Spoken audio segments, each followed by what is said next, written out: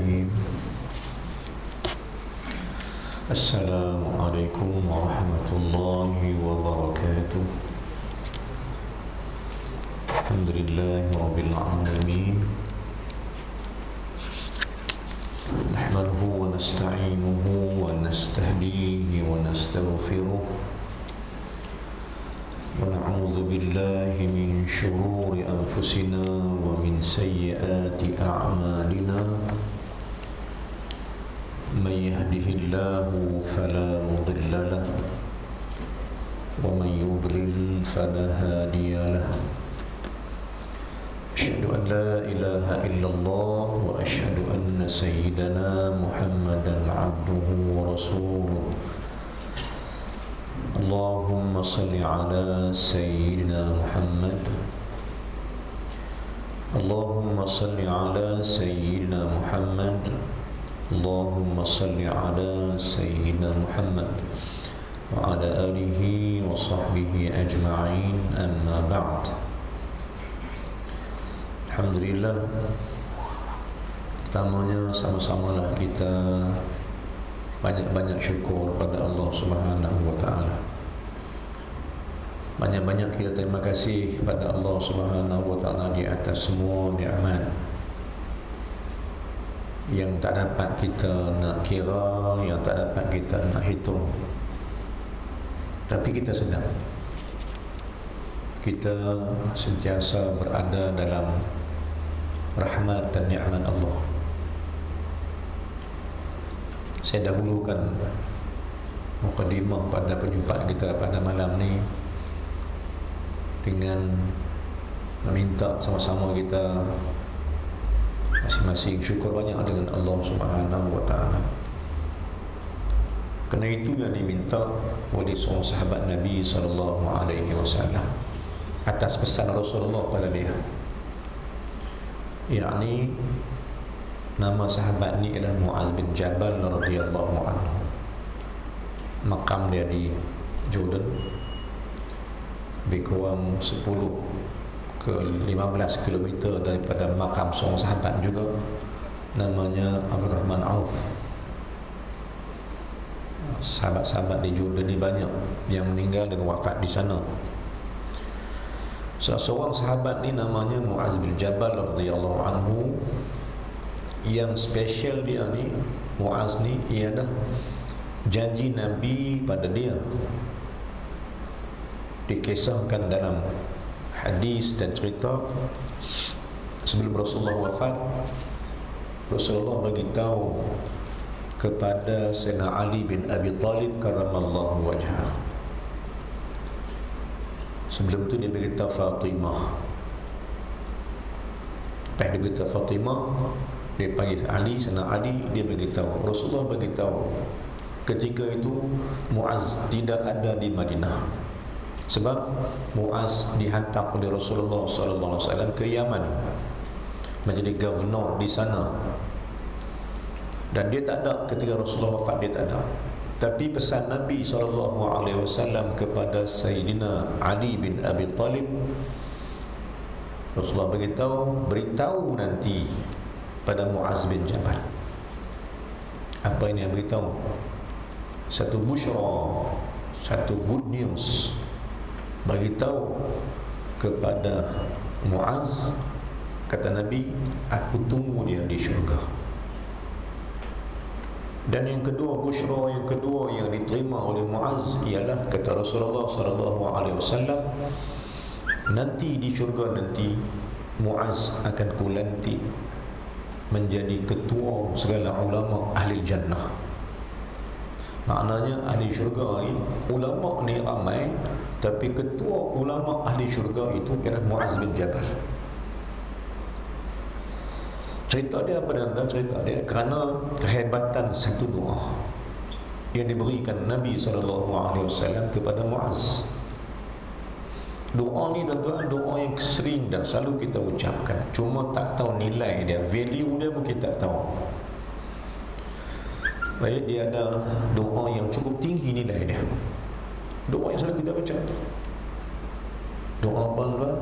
Rasulullah pegang tangan Nabi, Rasulullah pegang tangan Muaz, Dia kata, ya Muaz, inni la uhibbuka. Ya Muaz, aku sayang dan cinta engkau. 3 kali Rasulullah ulang, dan Muaz kata, labbaika ya Rasulullah, aku terima ya Rasulullah. Sayangmu tu aku bayar balik. Aku juga menyintaimu ya Rasulullah. Lepas Nabi berkata begitu, Rasulullah katakan, Muaz, qul. Apa dia qul ni? Katakan. Rasulullah ajak Muaz bin Jabal satu doa. Kita katakan doa ini. Muaz dengar dan doa itu, dan dia baca pelan-pelan. Apa doa dia? Doa yang berbunyi, Allahumma a'inni ala dhikrika wa syukrika wa husni ibadatika. Pendek doa dia, tetapi doa ni meliputi sekalian benda yang ada dalam agama. Pendek, tapi doa ni meliputi semua benda yang ada dalam Islam. Pertama, a'inni ala dhikrik, tolong aku ya Allah agar dapat aku mengingatimu. Benda besar. Ingat Allah ni tuan-tuan, benda paling besar sekali dalam pengibadatan seseorang. Ibadat seseorang, ingat Allah ni benda paling penting. Dan dosa besar kita ialah kerana lupa Allah.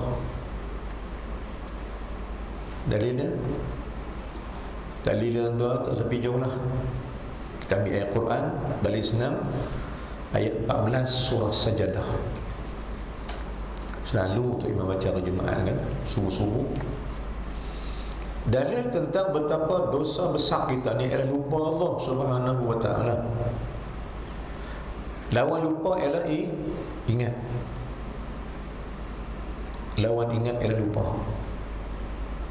Maka dosa besar kita ialah lupa Allah, dan pahala paling besar ingat Allah Subhanahu wa ta'ala. A'inni ala dhikrika, tolong aku ya Allah nak ingat kamu ni. Nak ingat Allah ni bukan kita, tapi Allah yang tolong. Allah yang memberi ruang, buka ruang kita.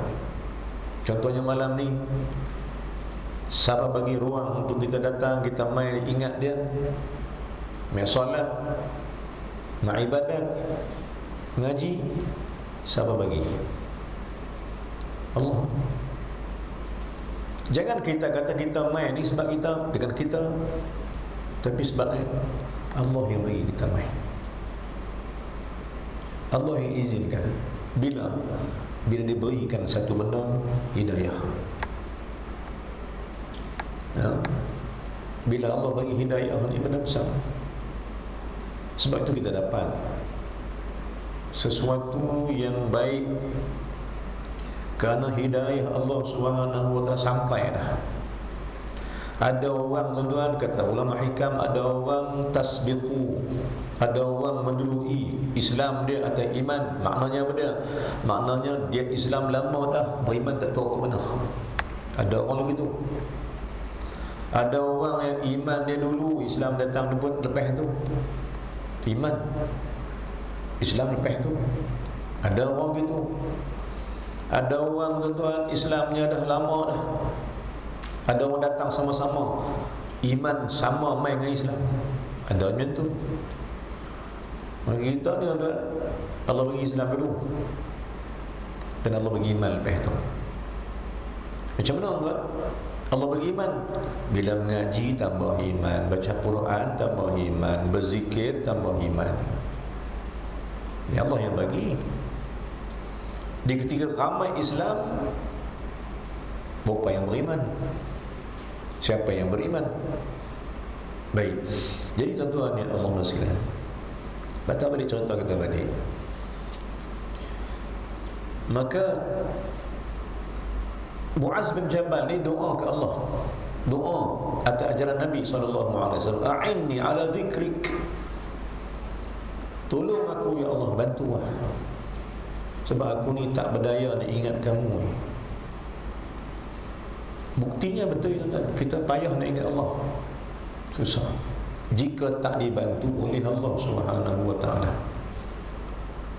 Dapat ingat Allah disebabkan bantuan Allah. Kerana pada kita ni tuan, ada satu benda yang duk halang ingat Allah ni. Antaranya nafsu. Ini pada besar sekali lah. Yang bagi kita lupa Allah ni, pertama nafsu, kedua iblis.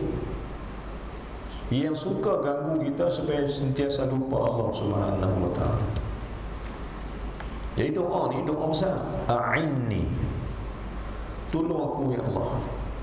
Dalam nak ingat Allah ni, kau tolong aku. Supaya ingatan kita pada Allah bukan dorongan iblis. Supaya ingat Allah ni bukan dengan sebab kita, dengan sebab dia.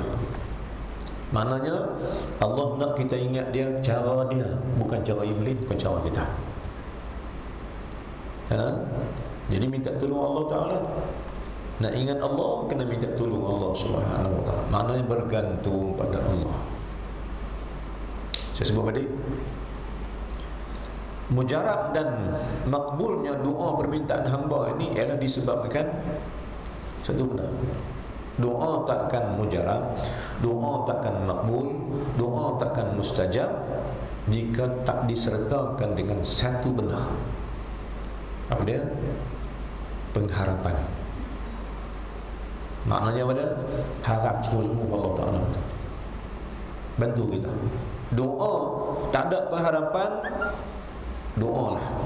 Boleh doa, tapi dia tidak membuka jalan istijabah. Dia tak buka jalan berkenan daripada Allah. Sebab kamu tak sertakan dia dengan pengharapan. Minta tak harap. Maka minta kena harap. Minta apa anda? Minta. Dan tuan-tuan yang muslim, ulama tauhid menggariskan satu panduan. Ini tauhid punya cerita.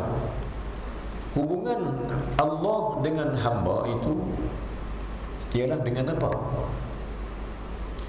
Hubungan kita dengan Allah ni atas nama apa? Jawab dia atas nama permintaan. Mana dalil dia? Iyyaka na'budu wa iyyaka nasta'in. Terjemah Ustaz doa tu, ayat tu. Terjemah Ustaz. Iyyaka na'budu wa iyyaka nasta'in. Tak terjemah pula. Hanya Engkau kami sembah dan hanya Engkau kami minta tolong. Nasta'in, minta pertolongan. Maka hubungan kita dengan Allah adalah ibadat sebenarnya ialah minta, doa tu. Jadi ibadat kepada Allah, kata ulama tauhid, tak ada permintaan, tak berdoa, tak dinamakan ia sebagai ibadat. Jangan main-main. Solat masih ada lagi, ibadat dia masih berterusan dengan doa. Doa itu tanda meminta dan berharap. Mustajabnya permintaan, mustajabnya doa itu ialah dengan permintaan dan pengharapan. Itu contohnya. Maka hubungan kita dengan Allah, hamba, kita hamba dia Tuhan. Apa terhubung kita? Minta. Sebab minta. Tuan-tuan, pasal apa kita minta? Pasal kita tak nak. Pasal kita miskin. Saya suka nak bawa balik tauhid kepada pengajian. Kena asas balik. Benda ni kalau tak ada yang ni memang jenuh ibadat kita. Jadi ibadat tu kena ada tauhid. Solat kena berpaksikan tauhid. Apa saja kita buat, letak atas garis dia tauhid. Apa dia kata tauhid? Gantung dan harap pada Allah. Untuk Allah berikan. Sebab apa? Sebab huwal ghaniyyu. Saya patah balik ke dasar balik tuan-tuan. Saya patah balik ke dasar balik untuk pencerahan. Kita baca kitab lagi insya-Allah. Dalam usul tauhid kita diajak belajar sifat 20, ya. Ya. Wajib. Dalam Asy'ariyah kita, Al-Sunnah wal Jamaah, satu predikat yang diajarkan, metod dia ialah kenal Tuhan. Cara mana?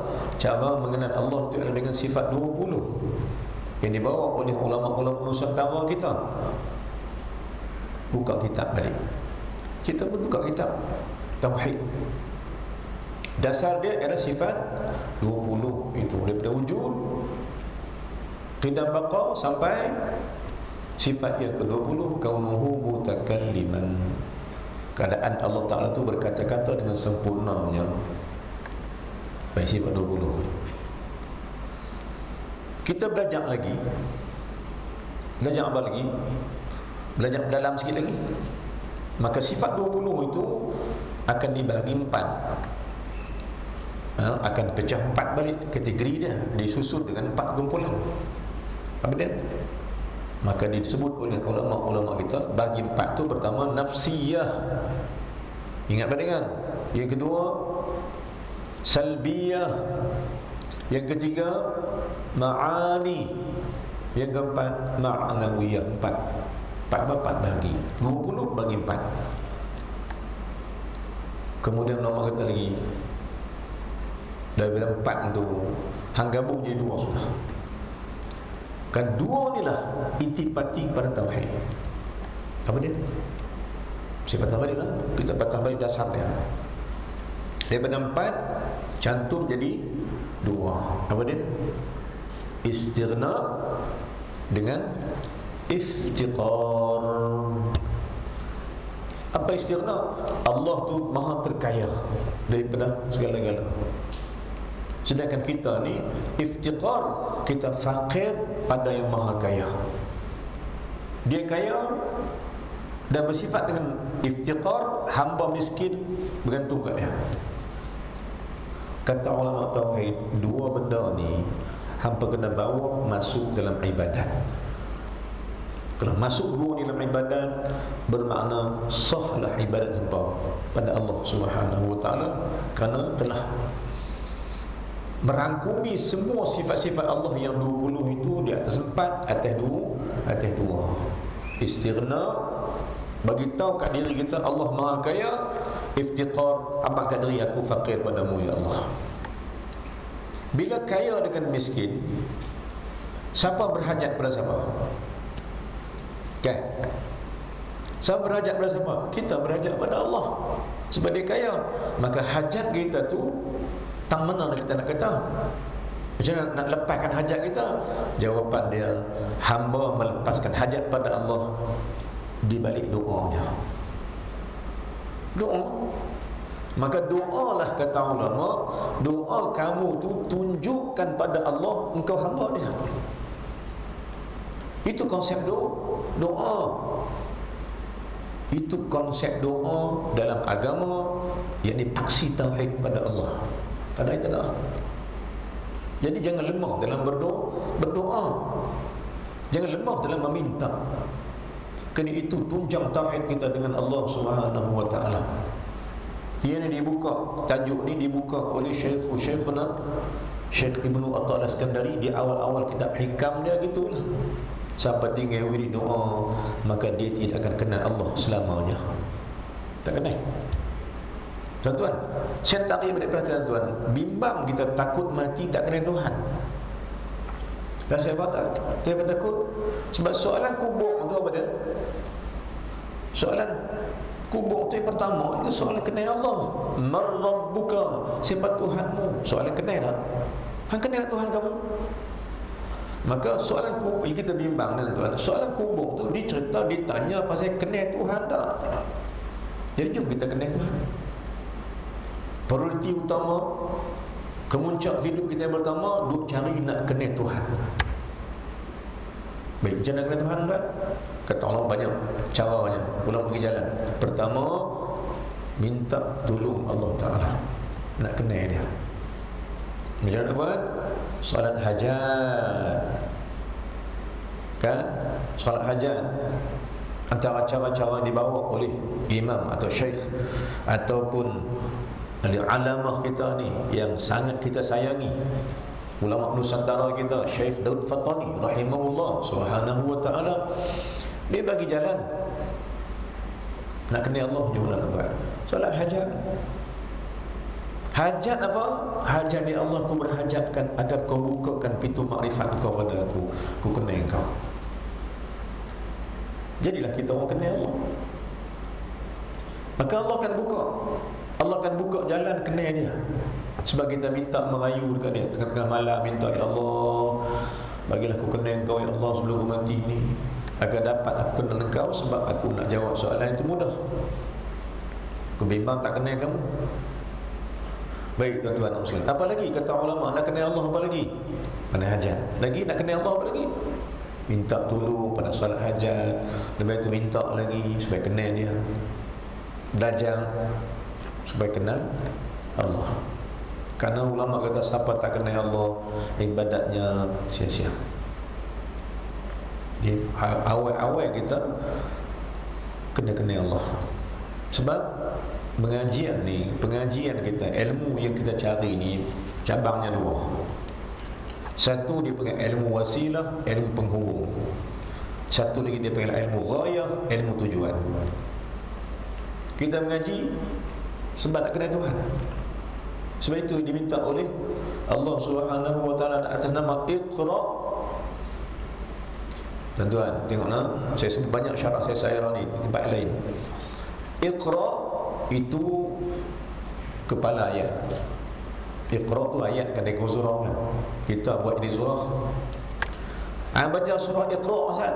Iqra bukan surah, Iqra kepala ayat. Surah dia Azan. Apa dia nama surah kepada ayat yang berbunyi Iqra bismi rabbikal ladzi khalaq? Apa ayat dia? Apa surah dia? Jawapan dia berada dalam surah Al-Alaq, kan? Nama surah dia adalah Alaq. Kepala ayat dia adalah Iqra. Baik, apa hubung kait Iqra dengan Alaq? Iqra maknanya belajar, baca dan belajar. Sedangkan Alaq maknanya bergantung. Iqra bismi rabbikal ladzi khalaq, belajarlah untuk kenal Tuhan kamu yang menciptakan kamu agar kamu bergantung selalu dengan Dia. Tuan-tuan yang muslim, nak gantung mana lagi tuan? Simple ni, simple. Yang saya sebutkan balik. Bila mana Covid dah kita hadapi bertahun-tahun, kita dah buat semua macam-macam dah. SOP manusia kita taat, tapi apa pula SOP Allah? Maknanya apa dia? Kita ikhtiar macam-macam dah. Satu yang kita tak patah balik ke Allah ya. Kerana Allah itu berkuasa. Kan? Yakin Allah berkuasa? Yakin. Bila Allah kita yakin Allah berkuasa, hanya Allah saja mampu dan boleh menghilangkan Covid ni bila-bila masa kerana dia mau. Tapi Allah nak bagi kita habiskan Covid kita ni dengan apa tuan? Dengan pengharapan kita sendiri pada Dia. Dia harap, kita harap pada Dia saja.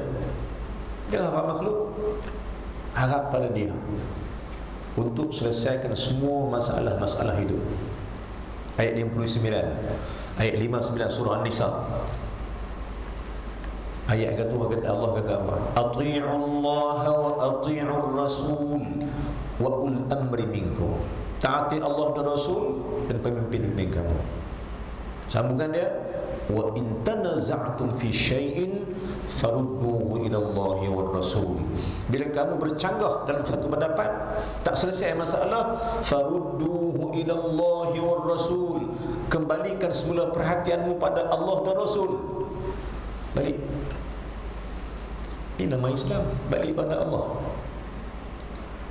Balik pada Allah dengan apa? Patah balik semula, balik pada Allah dengan bergantung harapan padanya. Kalau kita gantung harap ni tak boleh. Jadi tali penghubung kita dengan Allah akan firman Allah, wa'tasimu bihablillahi jami'an wa la tafarraqu. Ayat 1 surah 3 surah Al-Imran. Berpegang teguh kamu dengan tali Allah. Tali Allah itu Islam, betul. Tapi tali Islam ni apa dia? Gantung ke Allah. Tauhid.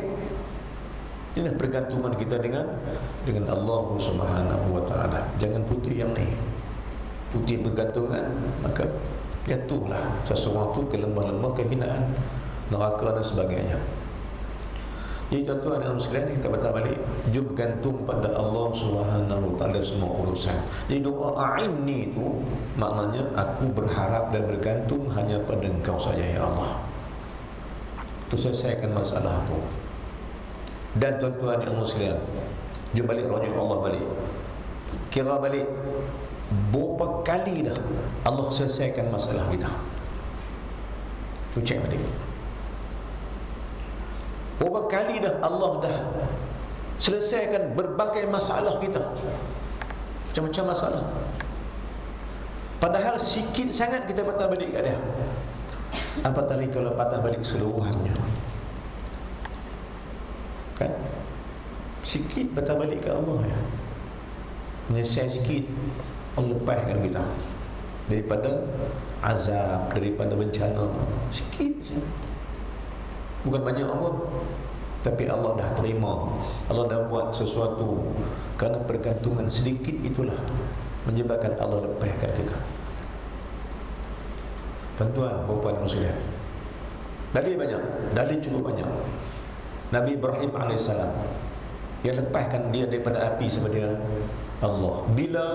Bila dia bergantung harap pada Allah atas zikirnya, hasbiyallah, cukup Engkau saja ya Allah bagi aku. Hasbiyallah, cukup Kau saja pada aku ya Allah. Bergantung. Ketika itu Allah kata pada Nabi, ya nar kuni bardan wa salaman ala Ibrahim. Bila datang ayat tu, bila Allah kata ke api itu, sebab apa? Sebab Ibrahim bergantung pada Allah. Hasbiyallah, cukup bagiku Engkau ya Allah. Ketika itu Allah kata ke api, qulna ya nar, wahai api, kuni bardan wa salaman ala Ibrahim. Jadi kau sejuk pada Ibrahim itu. Sedangkan ini dipanggil apa? Dipanggil satu benda tauhid, dipanggil khariqul adat, benda yang bercanggah dengan adat. Api bakar tapi tiba-tiba jadi sejuk. Satu benda yang miracle, satu benda yang mukjizat. Pasal apa mukjizat tuan-tuan? Allah berikan Nabi. Pasal apa? Jawab dia, pergantungan itu. Pengharapan dan pergantungan. Maka itu jalan Allah tunjukkan Nabi. Bergantungan. Jadi kalau itu yang Allah buatkan Nabi SAW, juga Nabi Ibrahim AS, itu juga benda yang Allah akan buat kita sebagai umat Muhammad SAW. Allah lepas kita disebabkan pergantungan yang kuat. Jadi tuan-tuan sekalian, jangan putuskan tali hubungan kita dengan Allah. Kerana kata Syekh saya sendiri, Syekh Yusuf Hasani Hafizahullah, dia kata apa? Dia kata dalam dunia ini, dalam seluruh alam Allah ni, cuma ada dua, yakni satu, dia yang Allah yang menjadikan, dan yang kedua, makhluk kita yang dijadikan. Dua ni je, Allah dengan makhluk, Khaliq dengan makhluk. Allah mencipta, makhluk yang dicipta. Baik, kata Syekh Badar, jika kau tak bergantung pada Allah, pada siapa kau bergantung? Padahal kau berkata tiada Tuhan melainkan Allah. Ingat, kita dah kata la ilaha illallah, tak ada Tuhan melainkan Allah. Kita tahu, tapi kita tak sedar macam mana cara sebutan itu direalisasikan. Macam mana kita nak realkan kata-kata itu? Dia ada bergantung. Bergantung pada Allah atas ucapan la ilaha illallah, tak siapa engkau saya Allah. Maka Syekh kata apa? Dalam ilmu tauhid yang saya belajar dengan dia, dia kata bila Allah Tuhan kamu, kamu hamba dia, kamu tak ada Tuhan lain melainkan dia, maka bergantung harap dekat dia saja. Barulah betul kamu hamba dia. Kalau tidak, kamu hamba pada bukan Tuhan yang bernama Allah. Jika kau tak bergantungkan segala harapan pada dia. Kita nak kenal Tuhan tak? Baik. Kerana ilmu kenal Tuhan adalah ilmu yang paling utama untuk kita belajar. Kerana buatlah apapun, ilmu apapun, perkara apapun, semua milik Allah Ta'ala belaka. Tuan-tuan yang Muslim, mengajilah apapun, tapi jangan lupa semua ilmu itu Allah. berpunca daripada dia punya sumber dia punya manba'in, apa dia? Quran hadis. Siapa tahu dia tuan? Bila Allah kata tauhid utama kita ialah bergantung dengan Allah, ketahuilah sifat 20 tu contoh apa Tuhan. Tuan-tuan kaji lagi. Jom kita kaji lagi. Adakah sifat 20 tu kaji Tuhan tu tauhid dah? Sebahagian. Syekh kata apa? Syekh kata Allah itu memang esa. Tapi siapa yang mengesahkan dia? Kita. Maka tanpa kita, Allah tetap esa, tapi kita tak erti esakan dia. Ketika itu salah, bukan salah dia, salah kita. Dia tetap esa tunggal. Tapi siapa menunggalkan dia? Kita. Kalau kita tak menunggalkan dia, baru kita menduakan dia. Tahu tak? Kalau tak belajar menunggalkan Allah, baru kita telah menduakan dia. Dan menduakan dia itu dipanggil syirik. Jadi belajar tauhid ni adalah untuk kita sentiasa teguh dalam mengabdikan diri, hanya bertuhankan dia saja. Baik tuan-tuan sekalian, jangan bertuhankan dia saja, kenallah dia. Maka kita dapati dia siapa dia? Dia Tuhan yang Maha Kaya. Bila dia Maha Kaya sebagai Tuhan, lawan kepada Maha Kaya itu adalah hamba yang bersifat faqir. Al-Ghaniyu lawannya faqirun. Maha Kaya lawannya Maha, kita ni Maha apa? Maha faqir. Baik tuan-tuan, tengok Syekh kata apa lagi. Ada lawannya, ada lawannya, tiada. Kita ni ada tak? Kita ada tak tuan? Ada tak? Ada? Ada? Ada tak? Nak jawab tahu tinggi tak apa? Dia tak ada, macam ada. Nak kata ada, tak ada orang nak. Ceruh apa tak ada. Tapi kuasa ada. Maka ada lawannya tiada. Itulah tu. Memang betul pun. Baik, kita ni sebenarnya tak ada. Maksud tak ada ni adalah diadakan. Itu maksud dia. Kita ni diadakan oleh Allah, dijadikan oleh Allah, diadakan semua benda. Bila diadakan semua benda, jawapan kita fakir lah. Fakir ni tuan, ada ke tak ada? Tak ada lah dah. Tak ada lah, fakir tak ada apa.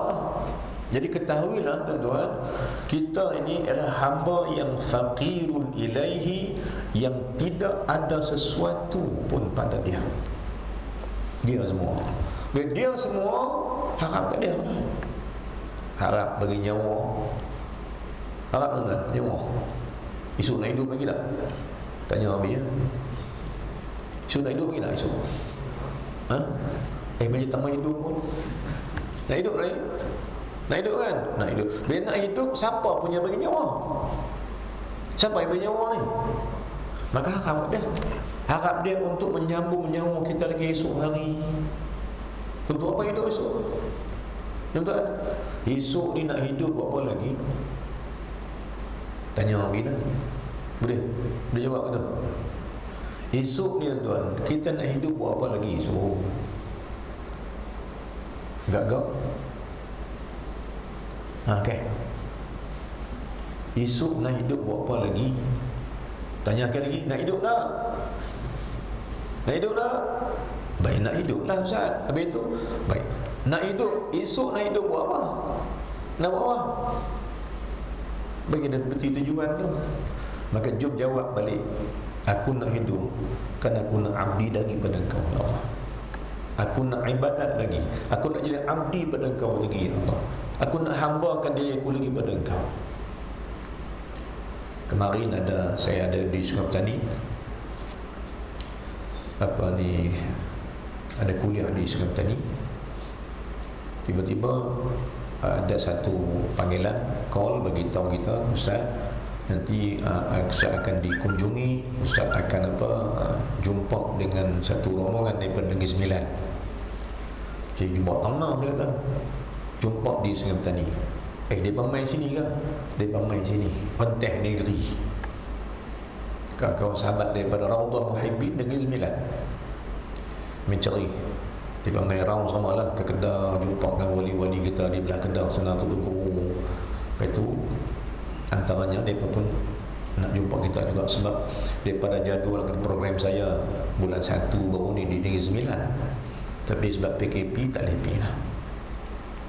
Jadi main Sungai Petani, jumpa situ, masuk hadir kuliah Usul Tauhid di UNAIS kemarin. Bila habis semua, mereka pun sampai dekat dah mula kuliah, mereka pun sampai masuk kuliah sekali. Habis itu kita raikanlah mereka kan, panggil mereka 15 orang duduk sembang lah. Mereka main jauh cari kita, takkan kita nak balik tuang balik itu tak kena pun dah. Kita panggil mereka duduk sembang mereka. Dia bertanya 2-3 soalan tentang tauhid dan sebagainya. Satu benda yang kita bagi satu hadiah ke mereka. Mereka main jajuh kena bagi hadiah, tuan-tuan. Kan? Saya main jajuh tak bagi hadiah nak bagi. Saya main jajuh pun langgar poli 2-3 tempat lah. Bagi hadiah lah. Apa hadiah dia? Hadiah adalah persahabatan kerana Allah. Hadiah adalah ukhuwah Islamiah kerana Allah Subhanahu wa taala. Itu hadiah sama-sama kita. Bukan pasal lain, tapi kita sama-sama bersumpah ialah kerana Allah Subhanahu wa taala. Naknya surah Munawarah ni, saya tak tahu nak cakap dengan mana. Aduh, pindang saya tu ramai dah. Tapi jodoh tak ni malam ni. Sedangkan hampa baru pindang saya berapa hari tu je. No, pindang lagu 2 hari 3 hari lah. Jadi tu jodoh no. Sedangkan Tanglin nak minta tak boleh pergi lagi tuan. Ustaz tak boleh main lagi, tak boleh lagi. Pasal apa? Jodoh tak sama. Kerana hari tak kena, kita bagi hari tu, dia kata hari ni. Dia bagi hari tu, kita kata hari ni. Tak boleh, tak belaga. Tiba-tiba tang Munawarah ni, Munawarah sungguh juga. Baru sembang 2-3 kali dengan cikgu, terus jadi ya. Subhanallah. Baik tuan-tuan dan muslimin, kita bagi hadiah. Jadi saya pun kata kat mereka, bagi hadiah kat mereka. Saya kata, saya tanya dia soalan. Soalan ni saya tanya tuan juga malam ni. Tadi saya tanya juga soalan ni, dan saya tanya lagi. Tuan-tuan dan sekalian, betulkah kita ini hamba Allah? Betul ke? Betul ke? Jawab saya. Tak jawab, saya tunggu subuh. Besok kerja kan? Besok Isnin kerja kan? Betulkah kita ni hamba Allah? Betul ke? Betul lah, kita ni hamba Allah. Soalan kedua, betul-betulkah kita ni hamba Allah? Okey. Nombor 1 dah jawab lah. Nombor 2 ni kamu kepala lalu kita. Soalan pertama, betulkah kita hamba Allah? Betul. Soalan kedua, betul-betulkah kita ni hamba Allah? Ini payah jawab. Sebab kita tak berapa kisah sangat nak jadi hamba Allah ni kadang-kadang. Ya, kita ada kira kot lain banyak. Kita hamba Allah tapi tak jadi hamba Allah yang betul-betul hamba dia. Sebab tu tuan-tuan, kalau jadi hamba Allah, apa ciri-ciri dia? Dia ada ciri-ciri dia. Dia ada apa? Dia ada faktor-faktor dia. Dia ada benda-benda dia yang boleh habaq kita kata aku ni telah masuk golongan hamba Allah. Ada yang duk cari yang ni kan? Jadi soalan saya balik kat mereka, tolong cari bagaimana nak jadi hamba Allah itu, supaya kita betul-betul jadi hamba Allah yang Allah akui atas nama fadkhuli fi ibadi, masuk kau dalam golongan hamba aku. Jadi siapa dia yang masuk golongan hamba Allah ni? Antara jawapan dia pada radiyatan mardiyah. Ni ciri-ciri hamba Allah. Dia redakan Allah dan Allah redakan dia. Apa maksud reda? Suka. Maka tujuan mengaji ibadat segalanya adalah untuk mencapai redha Allah Ta'ala. Ini keutamaan. Ini prioriti pada jalan-jalan kita pada Allah Subhanahu wa taala. Allah redha bila kita ada tauhid dengan Dia. Apa tauhid kita? Kehambaan pada Allah yang bersifat ketuhanan. Kita pun hubungkan kita dengan Allah Subhanahu wa taala. Jadi tuan-tuan, saya kupas bab mana tentang minta tolong itu. A'inni, tolong aku ya Allah. Yang pertama minta tu tolong untuk jadi hamba-Nya. A'inni ala dzikrika, hamba yang sentiasa mengingati Dia. Tolong. Sebab kita faham tuan, kita nak ingat Tuhan ni susah. Susah. Cuma teknikal dia, kata ulama apa dia? Teknikal dia. Macam mana nak bagi kita ingat Allah? Jawapan dia, nak bagi kita ingat Allah, antara jawapan dia, cara dia ialah perbanyakkan akan doa tadi. Mohon pada Allah, ya Allah bagi aku sentiasa ingat Kau.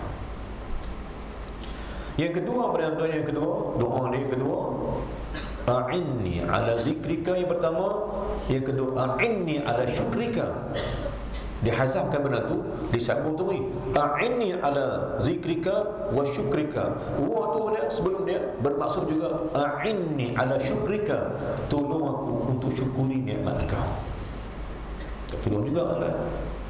Kenapa? Kerana ayat 16, 15, 16, 17 pada surah Al-A'raf cerita iblis yang selalu goda dan ganggu kita daripada mensyukuri Allah. Yang menyebabkan kita tak syukur Allah ni adalah kerana iblis. Dan iblis dia tak boleh kacau kita kecuali jalan utama dia kacau kita adalah nafsu kita sendiri. Senjata utama iblis untuk gagalkan kesyukuran kita pada Allah ialah dia menggunakan nafsu kita sendiri. Tuan-tuan, ya Allah, saya ulang balik, saya tanya balik. Saya tanya, saya jawablah tuan-tuan. Dan memang nafsu kita ke yang jahat atau iblis jin yang jahat? Siapa boleh jahat? Jawapan kita. Apa dalilnya? Sila baca balik. Qul a'udzu birabbin nas.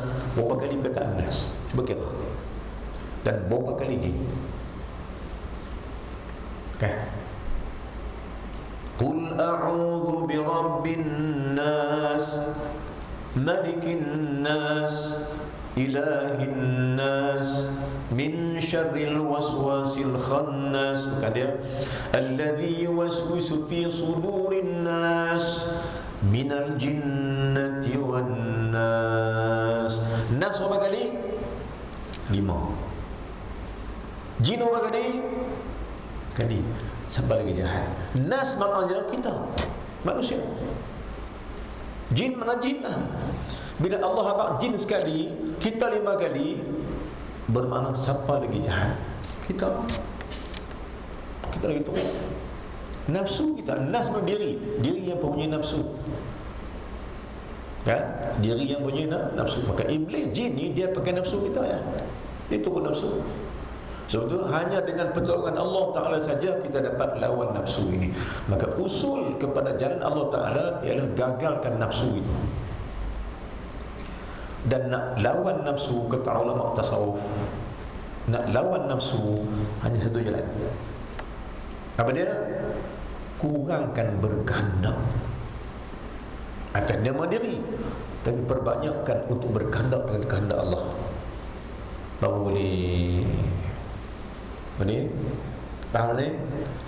Nak lawan nafsu satu jalan, yakni kurangkan kehendak diri, gagalkan kehendak diri, lebihkan dan menangkan kehendak Allah.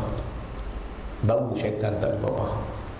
Tapi bagaimana duk menang kehendak kita, waktu tu syaitan tepuk tangan sebab telah gagal kehendak Allah. Bantuan dan muslim panjang bicara kita nanti. Nah, baik. Kau nak berhenti subuh. Pukul 9 lah, kita tak baca lagi. Kita baca sikit lah, insyaAllah lah. Baik, kita tema lain. Baik, pulang balik tadi lah.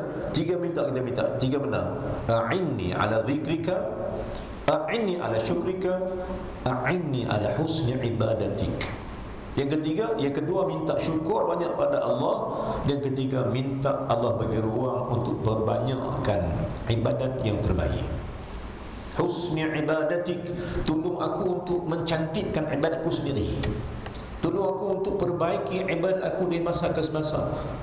Sebab ibadat kita buruk, ibadat kita rosak banyak, disebabkan kegagalan mengikuti Allah Subhanahu wa ta'ala. Jadi doa yang terbaik Rasulullah berikan kepada Muaz bin Jabal, dan tuan-tuan kita dah baca doa itu pun kan.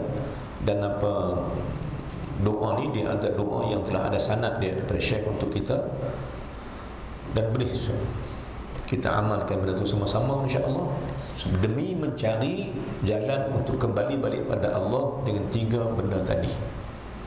Apa dia tuan-tuan? Nak balik pada Allah dan supaya dapat redha Allah, pertama kena banyak ingat dia, kedua kena banyak syukur pada dia, dan ketiga kena banyak perbaiki diri untuk ibadat dengan Allah Subhanahu wa taala. Baik. Kitab yang ada pada tangan tuan-tuan, insya-Allah tak cukup, nanti kita sambung yang lain. Hadis kursi daripada Allah Subhanahu wa taala. Kita pilih tajuk ni atau kita pilih kitab ni 40 hadis kursi pilihan. Kita susunkan daripada berapa banyak hadis kita hadis kursi. Pertama sekali tuan-tuan, hadis kursi ni maknanya hadis yang suci. Kita faham sekarang. Hadis kursi mana hadis Nabi sallallahu alaihi wasallam. Kursi itu firman Allah, gabung dua. Hadis itu hadis Rasulullah, ucapan Rasulullah, tapi dia berpandukan ilham daripada Allah. Kursi daripada Allah, hadis daripada Nabi sallallahu alaihi wasallam. Campur dua. Sebab hadis kursi ini dia ada dua. Qala an-nabiy sallallahu alaihi wasallam wa qala Allah azza wa jalla. Dua kali qala. Kata Nabi, kata Allah Taala. Sabda Nabi, firman Allah Subhanahu wa taala. Kerana dia gabungan di antara ucapan Rasulullah, makna daripada Allah Subhanahu wa taala. Dan kalaulah ni kata ulama, kata guru kita, kata apa, guru saya juga dan guru kita semua, apa ni, guru kita yang kita sayang juga, Tuan Guru Syekh Nuruddin Marbu Al-Bajari hafizahullah, dia ajak kita pada antaranya susun kitab bagi betul. Bila hadis kursi dengan hadis Nabi, hadis kursi di atas, hadis Nabi di bawah. Imam Syafi'i dengan imam lain, Imam Syafi'i pada atas. Kan dia ulama yang tertinggi. Atas sekali Quran, hadis kursi, hadis Nabi. Supaya martabat ilmu kita pelihara dengan menyusun kitab. Kena ada keberkatan pada cara menyusun kitab. Baik, bila ada hadis kursi kena jaga elok. Jangan tak sembarang-sembarang tempat, sebab dia nilai dia tinggi kerana bercantum di antara qala Rasul wa qala Allah. Hadis Nabi dan kata Allah Ta'ala, sabda Rasulullah dengan firman Allah. Jadi apa yang kita himpun ni adalah firman-firman Allah Subhanahu wa taala yang maknanya Allah berikan Nabi dan Rasulullah menggunakan kalamnya sendiri untuk menghuraikan makna daripada Allah itu. Itu maksud hadis kursi. Baik. Hadis yang pertama tentang ikhlas. Tentang ikhlas, tuan-tuan. Kita himpunkan tajuk pertama dalam kitab ini bercerita tentang ikhlas itu. Ikhlas satu benda yang diminta oleh Allah. Satu benda utama yang kita cari dalam kehidupan dan dalam peribadatan. Ikhlas. Maka apa dia ikhlas ni? Kita nak bicara hadis kursi ni, nak cerita ikhlas tu apa dia dan macam mana nak main ikhlas, macam mana dapat ikhlas. Baik. Sebab firman Allah Subhanahu wa taala ayat 5 dalam surah Al-Bayyinah sebelah kiri. Dalam Quran di sebelah kiri, muka surat sebelah kiri, surah Al-Bayyinah dalam terjuz amma. Nyata apa wadduha sampai ke bawah ada satu surah dipanggil Al-Bayyinah. Lam yakun. Waktu tu apa panggil lam yakunin. Nak yang tu buat bulu kuning dululah. Dululah zaman kita, saya dulu kecil-kecil itulah. Nak lam yakunin biar rumah tu guru bawa bulu kuning. Tradisi, tapi memanglah, tapi ada kebaikannya sebab menggalakkan kita membaca. Sampai orang tu ya kita buat kenuri dululah kan. Dari ayat dia, surah Al-Bayyinah, di antara surah-surah terbaik. Karena di sana ada satu ayat yang hebat. Apa dia? Ayat 5. وَمَا أُمِرُوا إِلَّا لِيَعْبُدُوا اللَّهَ مُخْلِصِينَ لَهُ الدِّينَ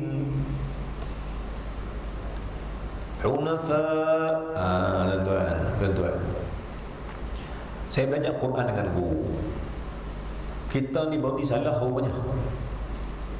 Nak berarti salah. Tak mana salah? Tang din tu salah kalau berarti. وَمَا أُمِرُوا إِلَّا لِيَعْبُدُوا اللَّهَ مُخْلِصِينَ لَهُ الدِّينَ.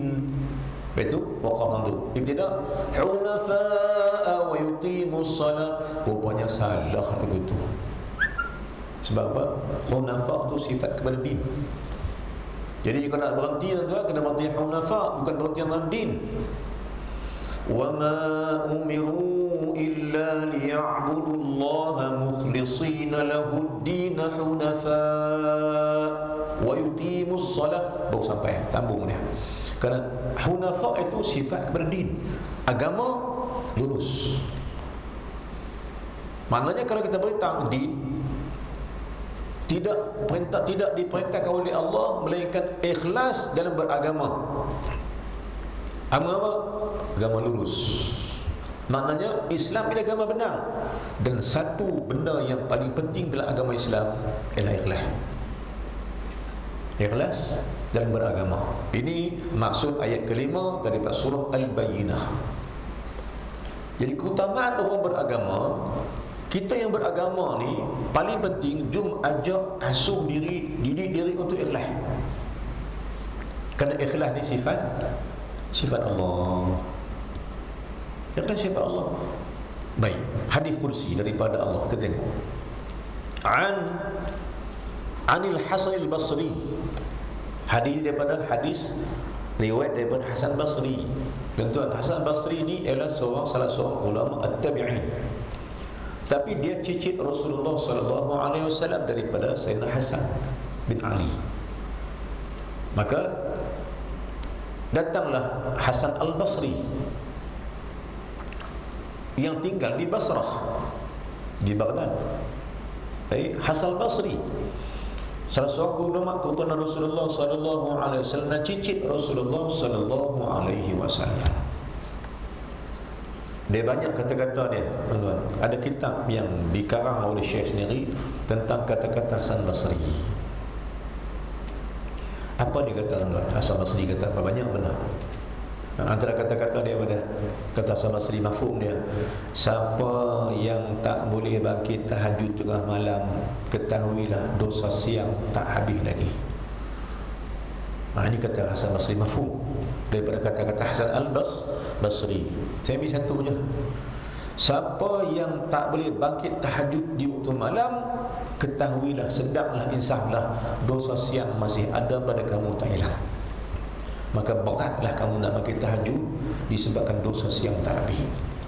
Dan tanda-tanda dosa siang telah habis bila kamu cergas bangun pada tengah malam untuk bertahajud pada Allah Subhanahu wa taala. Yang ni mafhum daripada kalam Hasan al-Basri rahimahullah subhanahu wa ta'ala. Nak tengok diri dah, makin tahajud dah, tak makin tahajud kan terkejut. Mana satu terkejut keram juga. Tahajud lah, jarang-jarang. Jadi kalau terkejut setiap, kenapa terkejut? 7 subuh ke 7 tak terkejut ke mana? Kan, na'udzubillah min dzalik. Jadi kalau terkejut sedia ke 7 ataupun lajak sampai ke 9 baru jaga, na'udzubillah min dzalik, ketahuilah subuh pun tak jaga, tahajud pun tak jaga, ketahuilah dosamu bertimbun-timbun. Mafhum daripada kalam Hasan al-Basri rahimahullah. Jadi nampak apa tuan? Panduan dia nak tidur malam, istighfar bagi banyak, dan solat taubat itu berkali-kali supaya ringan sikit dosa itu, nanti bagi malam sekap, cepat dan pantas. Kan ini peraturan yang dibawa oleh ulama-ulama ahlillah tentang cara nak bangkit. Tentu ada kadang-kadang kita ni Allah bagi tahu kita juga. Kan kadang-kadang Allah bagi tahu kita juga macam mana. Tidur ke 2 pagi, bangkit ke 4, cergah pun. Padahal kita letih kan.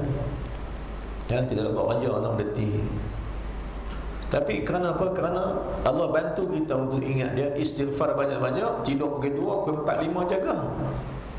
Kerana ringan, cergas bangkit itu disebabkan dosa yang hilang. Dan tuan-tuan, kita pula kadang-kadang jadi tuan-tuan, tidur punya banyak, siang qailulah, balas dah. Nah lepas Isya buh lagi, tengok jaga pukul 12, buh lagi, sampai ke subuh tak jaga, berapa kali tidur tak jaga juga. Rupanya dosa melekat, tak keluar-keluar. Ini panduan daripada ulama Hasan Basri. Baik. Anil Hasan al-Basri radhiyallahu anhu, sa'altu Huzaifah bin al-Yaman. Hadis ni daripada Hasan Basri, dia bertanya ke seorang sahabat lagi. Sahabat ini namanya Huzaifah al-Yaman. Saya teringat dalam kitab Haqiqat Tasawuf, ada hadis yang dibawa oleh seorang sahabat namanya Huzaifah Yaman. Hadis ni, hadis kata Huzaifah al-Yaman ketika bertemu dengan seorang sahabat namanya Abu Bakar As-Siddiq radhiyallahu anhu. Cerita dia satu hari Huzaifah ni jumpa Abu Bakar di pertengahan jalan. Maka Huzaifah bila jumpa Abu Bakar, dia bagai nak larikan diri dia. Dia tak mau jumpa Abu Bakar. Abu Bakar tahu. Abu Bakar cepat-cepat pergi kat dia, pegang tangan dia, kata, "Ma bika ya Huzaifah? Pasal apa nak lari pada aku?" Maka Huzaifah kata, "Ya Abu Bakar, aku malu dengan kau." Kan? Pasal apa? Pasal malu? Sebab aku ni, sebenarnya aku rasa aku tak sedap hati, aku tak rasa aku bagus, kata dia. Kata Huzaifah, pasal apa? Abu Bakar tanya dia. Kerana dia kata, sesungguhnya Huzaifah kata, telah munafik aku. Dia kata apa? Dia kata dekat, Huzaifah kata dekat Abu Bakar Siddiq, telah munafik aku. Bila dengar begitu, Abu Bakar marah. Sebab Abu Bakar ni antara orang yang paling marah pada orang munafik. Maka Abu Bakar kata, pasal apa kata begitu? Sanggup kau berkata kau munafik, wahai sahabat aku? Huzaifah kata, macam mana aku tak munafik? Sebab apa aku kata lagu tu? Kerana telah 3 hari aku tak jumpa Rasulullah sallallahu alaihi wasallam. Aku tak menghadap dia, aku tak mengaji dengar apa dia kata. Aku jauh diri terjauh dengan sebab sibuknya aku dengan kerja-kerja buat aku, dengan perniagaan aku, dengan rumah aku, dengan isteri aku, dengan kawan aku. Aku tersibuk dengan perniagaan aku. Aku tak jumpa Nabi 3 hari, Nabi dengar apa kalam dia. Maka kata Huzaifah, disebabkan aku terjauh dengan Nabi, dengan majlis ilmu 3 hari, aku rasa aku munafik lah. Maka ketika itu fahamlah Abu Bakar, sesungguhnya munafik maksud dia itu ialah bukan munafik biasa. Munafik disebabkan tak hadir kuliah ilmu Nabi sallallahu alaihi wasallam. Alhamdulillah. Itu perasaan daripada seorang sahabat nama Huzaifah al-Yaman. 3 hari tak jumpa Nabi. Yang kita nak rasa pula kan? Yang kita nak rasa pula, tak apalah bulan depan dah, tak apalah minggu depan dah ngaji. Kan? Sebab apa? Sebab tak rasa bersalah dengan Nabi dan tak bersalah dengan Allah. Ini problem kita juga. Sebab tak rasa bersalah. Tinggal menjadi ilmu tak rasa salah. Benar? Tinggal menjadi ilmu tak rasa salah, itulah salah. Sedangkan Huzaifah al-Yaman rasa diri dia munafik disebabkan 3 hari tak masuk kuliah Rasulullah sallallahu alaihi wasallam. Ma bina, kita guna pula. Kan? Kita belajar pula. Kalau itu prinsip yang ada pada Huzaifah al-Yaman, kita macam mana pula? Jadi apa kita dapat? Sebab itulah kita syukur banyak pada Allah Subhanahu wa taala, kerana Allah buat kita ni tiap-tiap malam kita ada kuliah. Kita mengaji tiap malam. Kita berada pada rumah Allah setiap malam. Nak kata apa kat Allah? Syukur banyak pada Allah. Tolong aku ya Allah untuk lebih mensyukuri nikmat-Mu lagi, kerana Kau yang buat aku macam ni. Dapat mengaji, dapat ibadah, dapat ke masjid, dapat jemaah. Allah Ta'ala punya sayang kita. Baik, cerita Huzaifah Yaman sikit, sedangkan zaman dia banyak cerita, dia banyak lagi. Baik, hadis ini hadis daripada Hasan Basri Bertanya ia akan Huzaifah al-Yaman radhiyallahu anhuma. Ke-9 tuan, kalau saya dah jawab sampai ke-10. Mau tidur dulu, nanti sambung lagi hadis ni insya-Allah, sebab kalau panjang masih uraian lebih panjang. Kita stop kat dulu insya-Allah. Kita sambung pula pada bulan depan dengan izin Allah. Hadis ni panjang lagi sebab saya nak urai lebih jauh tentang ikhlas tu apa dia. Wallahu alam. Aqulu hadza wa astaghfirullah al-azim li wa lakum sa'il muslimina wal muslimat wal mu'minina wal mu'minat fastaghfiru fa yafuzul mustaghfirin wa najatat taibin. Terima kasih banyak. Salah dan sebagainya insyaAllah. Bismillahirrahmanirrahim. Alhamdulillah wassalatu wassalamu ala rasulillah wa ala alihi wa sahbihi ajma'in. Allahumma ghafir lana dhunubana wa lawlayna warhamhuma kama rabbayana saghira bijami'il muslimina wal muslimat birahmatika ya arhamar rahimin. Allahumma zidna ilman nafi'an wa amalan salihan maqbula. Allahumma ja'alna minal ladhina yastami'una qawli fayattabi'una ahsanah. Allahumma واجعل جمعنا هذا جمعا مرحوما وتفرقنا من بعده تفرقا مقسوما اللهم إنا نسألك حبك يا الله ya Tuhan kami, berilah kami rasa rindu dan cinta Engkau ya Allah ya Tuhan kami, wa hubbu man yuhibbuka, dan berilah kami rasa rindu dan cintakan orang yang rindu dan cintakan Engkau ya Allah ya Tuhan kami, wa hubbu amalin yuqarribuna ila hubbik, dan berilah kami rindu dan cintakan segala amal yang mana amal itu boleh membawa kami kepada kerinduan dan kecintaan padamu ya Allah ya Tuhan kami. Rabbana atina fid dunya hasanah wa fil akhirati hasanah wa qina adzaban nar. Sallallahu ala sayyidina Muhammadin wa ala alihi wa sahbihi wasallam. Walhamdulillahil alamin. Assalamualaikum warahmatullahi wabarakatuh.